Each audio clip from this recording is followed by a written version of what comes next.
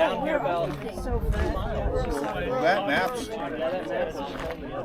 Yeah.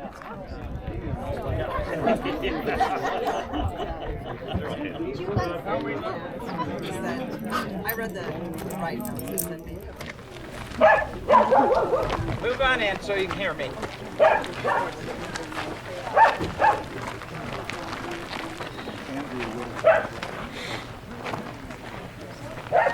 Well, thanks for coming to Marysvale. B-A-L-E, not B-I-L-L-E. You're looking it up on a map, you're going to go to a whole different place.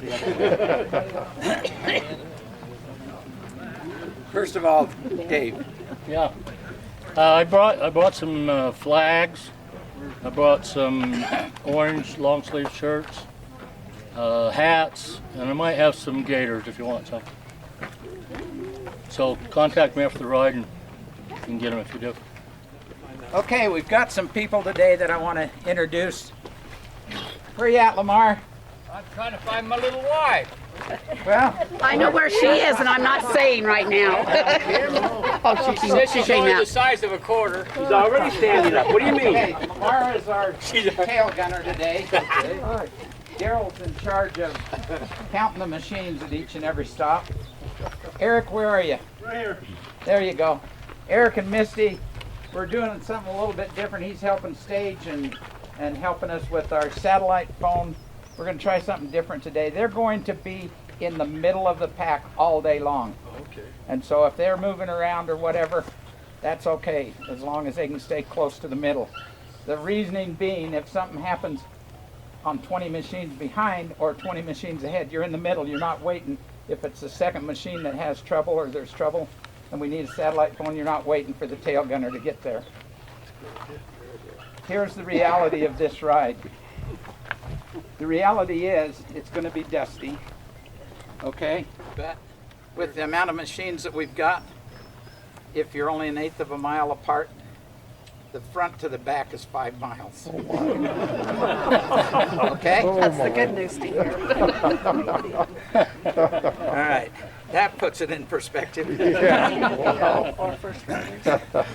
Anybody that's here for their first ride or first ride with the club being part of us, raise your hands. Hi. Okay.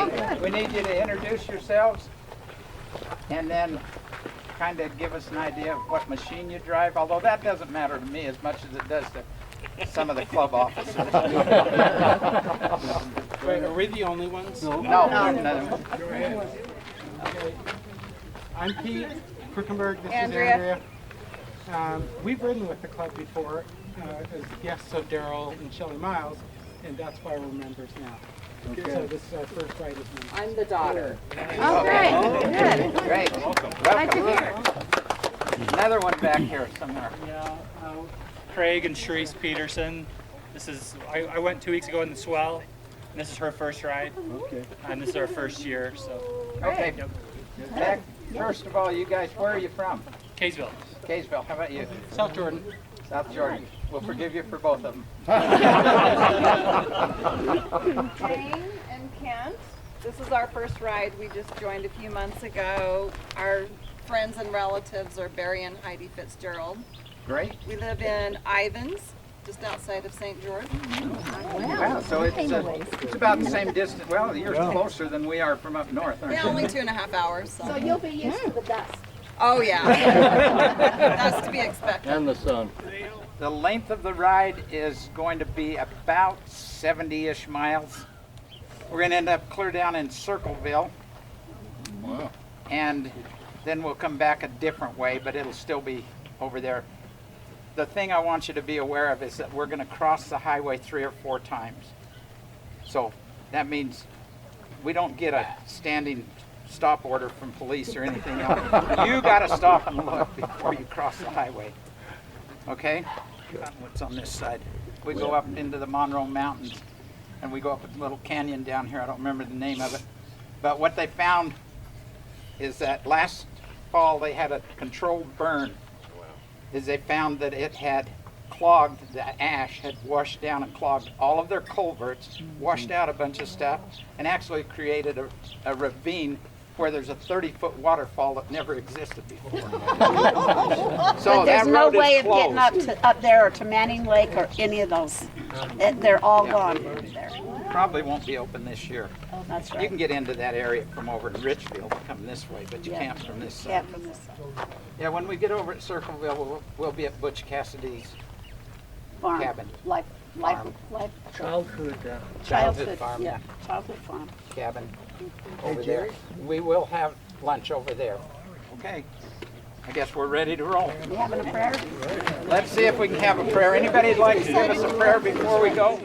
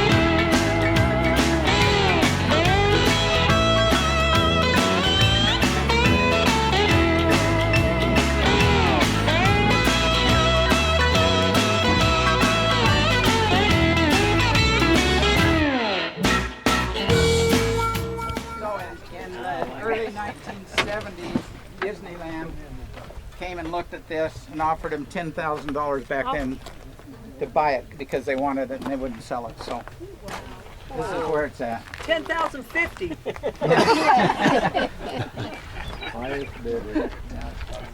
But that's where both of those individuals were in that jail at one time when it was back over there.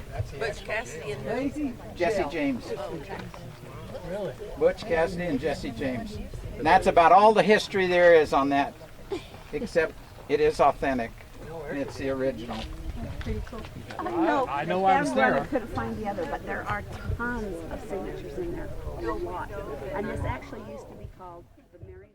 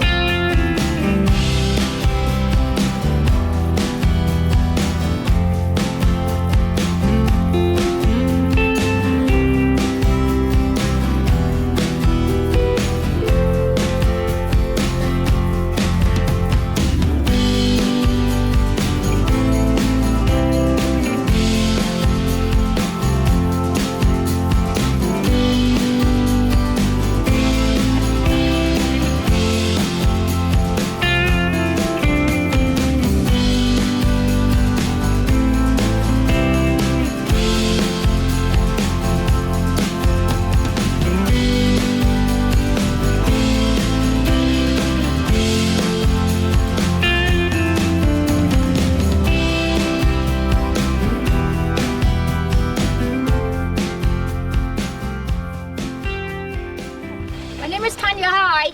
Hi. She's our town historian that I ran Well, into. actually, no, I own an RV park in Circleville, but I have a friend, and he's now over 80 years old, who was a historian, and he handed me down all his history. Okay, so please don't tell people that, because then they want it. But it's mine, and I'm copying it for the church. I think it needs to be noted. Some people don't want to because of being in a small town. This town is not just about Butch Cassidy, but it started with Butch Cassidy. Now, first of all, we don't want to be criminals. Everybody knows that? Yeah. Okay. Now you have to understand that he didn't go out and wanted to be a criminal. He was 13 years old and he got a job. I didn't have the proper clothing, so he rode his horse out to Junction, which is about 6 miles away, and he broke into the back door and got himself some clothing and left a note saying, "I will pay you on my first paycheck." Well, we all know you don't steal, and certainly not because people leave. His mom was a devout Mormon, and of course we don't believe in stealing to begin with, but she definitely taught that, and so that's how it started. He got a job. You all know his name is not Butch Cassidy. You all know that too, right? That's just the name because he idolized the guy that taught him how to wrestle horses and stuff. So Butch Cassidy lived in a farm where you guys gonna go shortly. He has 13 siblings, but they're all 17 years, starting 17 years younger than him, okay? We have one living cousin in this town. He doesn't want to be named ever. So, and he's old too. He's a good guy. When you get to the farm, please note that the farm, the stable itself was moved about 25 feet over towards the house for the view, okay? So think about it being further out, 25 feet towards the road. The house itself was rebuilt. Speaking, I'm German, by the way. It was rebuilt, and really, truly, the only thing that's not original is one board on the one side, side towards the hills, that had to be replaced, and a couple other things. Other than that, it's completely original. You walk in there, the furniture itself is not from the Parker family because unfortunately somebody decided to break into the other house and took everything away. So people in the local locations, they donated things. On the equipment that you will see on the left side when you like towards town, the tractor you see is original. Not tractor, there's what is it called? I'm sorry, it's like a big wheel with a wagon side sort of. That's original, that came from his cousin, okay? Everything else is time period, whatever you call it, okay? Now, everything has changed over the time. You have the poplar trees, which are very important, but they're all dying off, unfortunately. But remember that the house is where it is, and you try to imagine, do you see a gate? Now it's a new gate, like a metal gate up there behind the house. Just close your eyes and imagine that you walk through that gate, which is like there was a potty toilet, and if you walk beyond there was a garden that his mom loved, okay? Now, here comes an important question for you. Who believes he died in Bolivia? I don't. South America. Who doesn't? Who does? I don't think so. Who knows? Okay. Who knows? He's already dead. We all know that. Now, some believe that he passed and was shot dead over there. Well, could be true, could be not. Some believe he died, some believe he died of syphilis in 1938 in Washington State, where people think that he lived under his assumed name, okay? Now, we don't know really the truth or is it not. I'm not going to tell you what is true, because I could get in trouble for it. But however, I'm German, like I just told you. This is what I believe. Please don't put it on Facebook. I believe he married a German lady when he returned from Bolivia, or South America. I believe she's German. She was a divorcee, and I believe she's buried on one of these cemeteries close by, not this one, under an assumed name. Now, however, I just told you I was German. So, however, I'm not a descendant. My belief is very different. I believe he died at age 87 on the porch of his little sister. Now, one of the stories that's important, if you believe he lived on, which I cannot say yes or no, however, if you believe he lived on, his dad built the courthouse in Junction, 6 miles away. Okay, it's a big courthouse built at the late 1800s. He built a house for the kids that remained here. Just down the street from my RV park, there's a house looks like a little cookie cutter house. You know, it was built for the wife and the kids so they could go to high school that was at the end of the road. It is also believed that Butch Cassidy would try to sneak into town to make amends with his mother. It is not believed, it is true confirmation of mine, that a family down here, I won't name it, the marshal at the time, would look and hear if he's coming into town. Thank you, it's just dripping. So, however, the story is kind of important because the marshal himself rode up on the hill behind the house, behind the farm, and one day he rode up there, told to me by his own great-grandson, and I read the notes. However, he rode up there to get him, and he was told, mind it, please, because he knew him since he was a kid. You cannot come any further because I don't shoot birds or nothing, like they do, and they're behind the farm. And normally Butch Cassidy, according to them, this time. As the marshal turned around, this morning, the gang rode out, so he would have been dead. However, it's a big family here that if that would have happened, they wouldn't be here today. So in this case, there was a pact made. This is what I was told by the family, that Butch Cassidy is allowed to visit his mother once a year for 1 hour. Wow. With everybody going to sleep, so to say. So once a year, according to this person, he would ride in, then he would drive in when the cars came, and he would try to make amends with his mother. He did claim that he never killed anybody. He never denied that he was a criminal.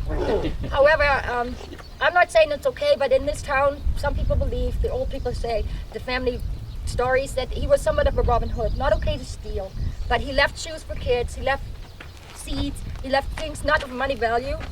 He didn't talk about it. He was no different than anybody of you or me. He made a mistake and he was stuck.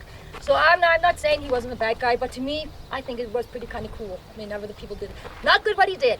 So with that said, his mom and dad are buried under that tree over there, alongside some of his brothers. And his sister, Lula, which is the youngest one and wrote the last book, is on the other side of the cemetery. Her name is Lula Bettetson. Now, the farm itself passed hands in that regard. The Parker family,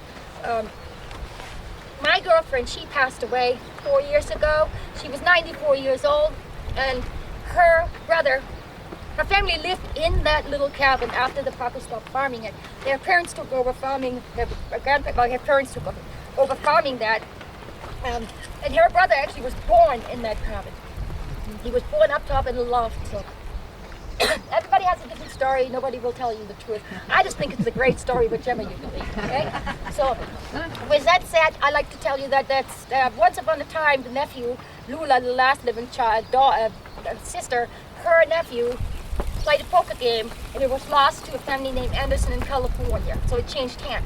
I have the picture of the poker hands and everything else. But, however, it is believed that I believe he did marry. I might be crazy, but it is what it is. So you believe whatever you like. So in this case, we have Butch Cassidy, who is at the farm. And at the end of the book, this is where it becomes very important, because we've got some people sneaking in, trying to dig holes, trying to find him. He's long gone wherever he is. He's not in my cemetery, our cemetery. He's somewhere else. God, I hope my mom could forgive him and everything is good, right? However, we do have people do him that is kind of comical and kind of funny. They show up with all these machines, trying to find something. It's like ridiculous, really. But with that said, in the end of the book, his sister wrote, when she was living, now she's dead, of course, she wrote that I can walk from my childhood home. From my childhood home, I can walk to his grave. Now, what is it? Is it the house where he died? Because that was her house, which I think he died. But is it that house if he died there? Or is it the house that Daddy built? Or where do you think you would go to? If your roots, you go back to your roots, where would you go to? Would you not go to the farm? That's what I would say. Now, however, I can't tell you he's buried there or not. It doesn't really matter. But we do have some people that sit at a nice tree over there with a whole chair that's ready to break, just to sit there and look around. So, I mean, it's interesting to read the book. Wherever he is, I think it's okay. I forgive you. I don't even know you, but you keep me interested. With that said, Circleville is pretty small, but since y'all riding, I'm going to just make one picture about something else, if I may. We do have one of the largest online companies for parts for these Polarises and UTVs. It's called American Star. So if you ever in need of anything, take a look at them too and see if there's anything that interests you, okay? All right, just saying that because we're a small town. So I will lead you to the turnoff right here, where you follow it, and the gentleman should know how to get there. It's not that hard. You might see my ex-husband in the field. He just asked from there. Thank you. Okay, thank you guys. Thank you.